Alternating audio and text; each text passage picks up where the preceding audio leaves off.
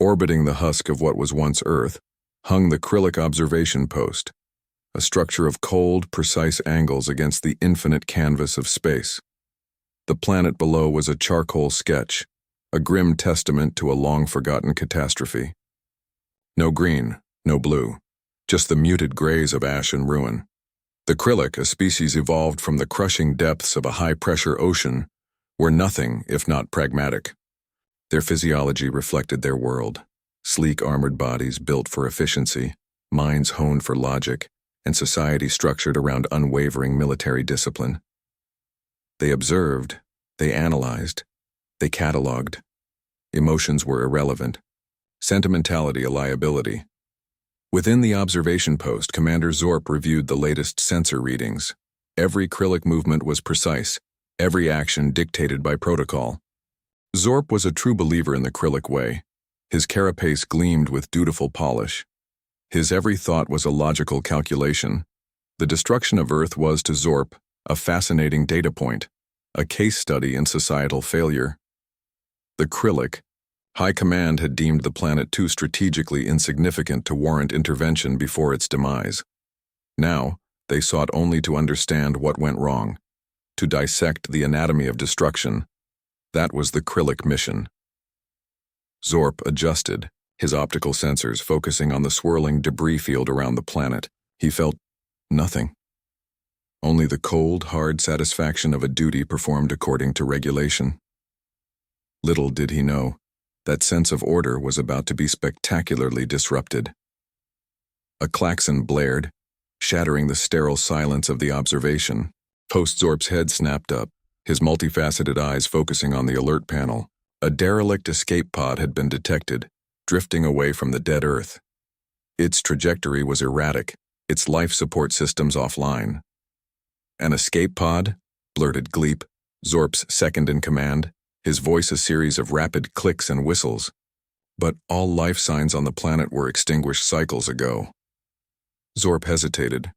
Protocol dictated that any unidentified object be treated with extreme caution, potentially destroyed on sight. But something, a flicker of curiosity perhaps, stayed his hand. The data was incomplete, the anomaly intriguing. Against his better judgment, Zorp issued a command. Tractor beam engaged. Retrieve the vessel. The pod, a battered and scorched capsule of unknown origin, was drawn into the observation post's docking bay. The airlock hissed open, revealing a scene that defied all Krillick logic. There, slumped against a cracked console, was a single life form. It was a human, clad in what appeared to be stained and faded sleeping garments, pajamas. The Krillick database identified them as. The human was unconscious. Clutched tightly in one hand was a small, yellow object, a rubber duck. Zorp approached, cautiously, his mandibles twitching in distaste. The human was emitting a strange odor, a combination of stale sweat and something vaguely sweet. The absurdity of the situation was almost unbearable. Here, amidst the cold vacuum of space and the grim ruins of a dead world, was a human in pajamas clutching a rubber duck. What could it all possibly mean? The interrogation began in the sterile white chamber.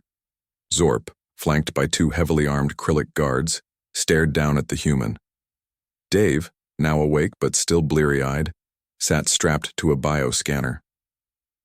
The rubber duck, deemed non-threatening, rested on a nearby table. "State your designation," Zorp commanded, his voice amplified and distorted by the translation device. The Krillick language, a complex series of clicks, whistles, and guttural drones, was rendered into something approximating human speech. Dave blinked, scratched his head, and mumbled, Name's Dave. Designation? You mean like my job title? I was mostly doing tech support, fixing things. Before all this." He gestured vaguely, presumably towards the charred remains of Earth visible through the observation window. Zorp consulted his datapad, his mandibles clicking in irritation. "Your job title is irrelevant. We require your species designation, your planet of origin, and your purpose." "Well, I'm human, from Earth, obviously," Dave replied, his voice laced with sarcasm. And my purpose? I don't know. Try to survive. Maybe find a decent cup of coffee. You guys got any? Zorp's multifaceted eyes narrowed. Coffee? This is an interrogation, human. Your flippancy is illogical. Explain your presence in the derelict. Escape pod. Dave sighed dramatically. Look, I already told you I was ejected during a hyperspace thingy. 1 minute I'm calibrating the plasma conduits, next thing I know, whoosh, I'm doing an impression of a frozen popsicle in a tin can. Is it so hard to believe? It is statistically improbable, Gleep chirped, his voice echoing in the chamber. The probability of accidental ejection during hyperspace calibration, compounded by the survival rate within a damaged escape pod, is approximately 0.0037%. Dave looked from Zorp to Gleep, a bemused expression on his face. So you're saying there's a chance? Zorp slammed a clawed hand on the table. Enough. Your inconsistent statements and illogical behavior are raising serious concerns. What is the purpose of the rubber avian you were clutching? Is it some form of weapon? Dave stared at the duck. A weapon? This? No, this is Ducky. He's my emotional support animal. Helps me deal with the end of the world. Zorp paused, clearly struggling to process this information. Emotional support? Avian? Explain. Dave shrugged. He's yellow, he's rubber, and he helps me not completely lose my marbles. What's not to get? Look, all I want is a beer. You guys got beer, or like some space equivalent of beer? I'm parched. The Krillick, thoroughly baffled but ever vigilant, proceeded to catalog Dave's few possessions. They carefully placed each item on a sterile examination table: the stained pajamas, a tattered paperback copy of The Hitchhiker's Guide to the Galaxy, and a tangled mess of charging cables. Then they found it. Tucked deep within a pocket was a heavily modified USB drive, its casing scarred and etched with strange symbols. It was far beyond anything they had encountered before. This is it, Gleep whispered, his voice trembling with a mixture of fear and excitement. The weapon the human spoke of, disguised as a simple data storage device. Zorp approached cautiously, his mandibles clicking rapidly as he examined the object. The drive was unusually large, almost comically oversized, with wires and components haphazardly soldered onto its surface. It was clearly not a standard piece of technology. Its design is chaotic, Zorp observed, his multifaceted eyes narrowing. Yet, there is a certain purposefulness to the chaos. It is as if it were intentionally designed to be unreadable, to mask its true function. The Krillick security team immediately erected a containment field around the table, their energy weapons trained on the unassuming USB drive. Zorp contacted the science division, his voice tight with urgency. We have located a potential weapon of mass destruction. Prepare for immediate analysis. I believe this is the device the human used to restart the Earth. Days aboard the Krillick vessel blurred into an unsettling routine for Dave. He missed Earth, desperately. To cope with the stress, he began performing a series of odd, seemingly meaningless actions. First, there were the rubber ducky monuments. Using the surprisingly pliable nutrient paste, he constructed elaborate tributes to his yellow, squeaky friend. Miniature pyramids, towering obelisks, even a disturbingly accurate replica of the Eiffel Tower. Then came the humming. Softly, at first then louder, Dave would murmur fragments of Earth songs, bits of the Beatles, snatches of Queen, and the entire theme song to some forgotten 80s sitcom echoed through the sterile corridors, much to the Krillick's increasing unease. Worst of all were the nutrient paste requests. He started ordering bizarre combinations from the automated dispenser, things no sane being would ever consider consuming. Mint-flavored paste with a hint of seaweed, mixed with the concentrated protein sludge, topped off with a generous dollop of the fluorescent orange vitamin goo. Zorp watched all of this from the security monitors, his mandibles twitching with increasing suspicion. He simply could not process this alien behavior. These rituals, he hissed to Gleep, they must be coded messages, acts of defiance, the food combinations, perhaps a form of bioweapon, the humming, sonic warfare, designed to weaken our resolve. He was convinced that this was all a calculated plan. Increase the security level. I want every action of the human analyzed. We must decipher his strategy before it is too late. The Krillick lab technicians swarmed around the recovered USB drive, their bioluminescent eyes glowing with focused intensity. They ran countless diagnostic programs, sequenced and resequenced the data, and fed the results into their most advanced analysis algorithms. The outcome, however, was consistently baffling. Fragmented audio files flickered across their screens, snippets of music and voices that defied categorization. Distorted images flashed, blurry landscapes, unrecognizable faces, and abstract patterns that seemed utterly devoid of meaning. Most perplexing were the lines of code, a chaotic jumble of symbols and commands that resembled no known programming language in the Krillick database. The encryption, it's unlike anything I've encountered, chirped Fleep, the lead technician, his delicate antennae quivering with frustration.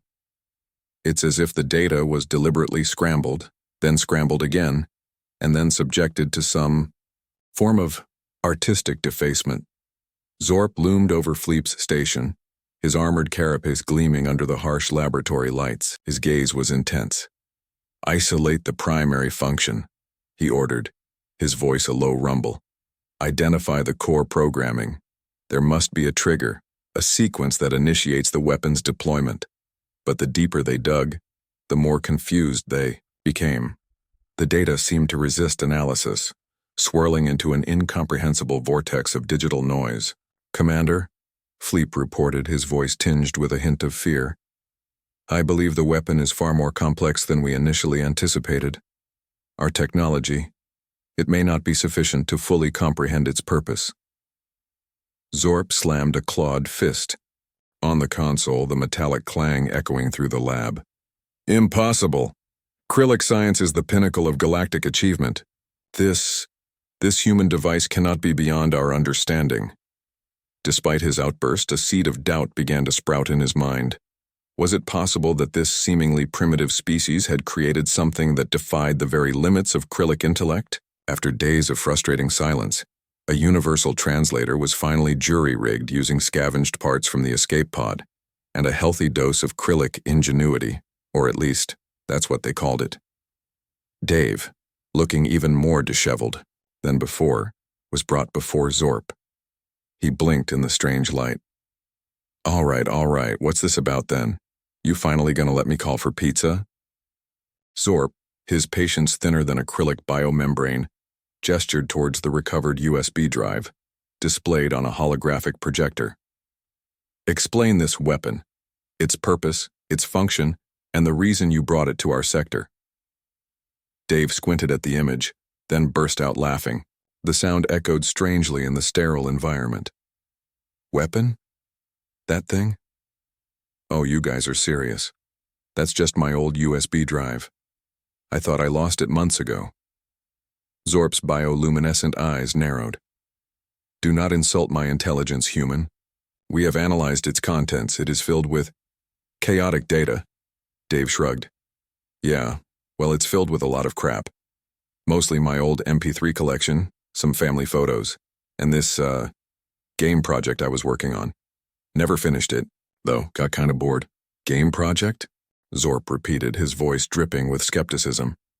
You expect us to believe this? Destructive device is merely a form of entertainment?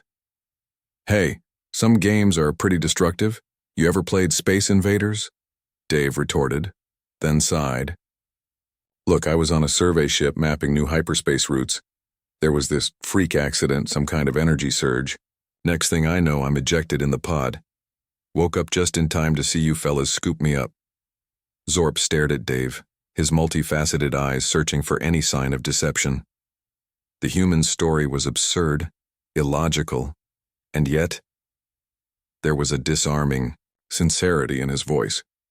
Accidental ejection? A likely story, human. Zorp, unconvinced by Dave's implausible tale of accidental ejection and unfinished video games, remained steadfast in his suspicion. Analyze the game project, he commanded, his voice echoing through the observation post. Focus on the virus-like coding. Decipher its true function. The Krillick technicians, their carapaces clicking in nervous anticipation, dove back into the labyrinthine code of Dave's USB drive. Hours turned into what, for Krillick time, was a significant span, and the news that trickled back was unexpected. "Commander Zorp," one of the technicians reported, his voice trembling slightly. "Our initial assessment was inaccurate. The so-called planet-destroying virus, it is not a weapon at all." Zorp's bioluminescent eyes widened, a rare display of surprise. "Explain, and be precise." "The program is a highly sophisticated terraforming protocol. It's designed to introduce genetically engineered microorganisms into barren environments, to revitalize them." The technician paused, then added almost apologetically, "It appears to be designed to rebuild ecosystems, not destroy them." A stunned silence filled the observation deck. The weapon they had feared, the key to humanity's destructive power, was in fact a tool of creation, a blueprint for rebirth. "The human Dave," another technician chimed in. "His file logs within the program identify him as an environmental engineer.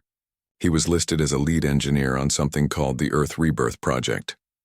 The revelation hung in the air, thick and heavy like the recycled atmosphere of the Krillick vessel.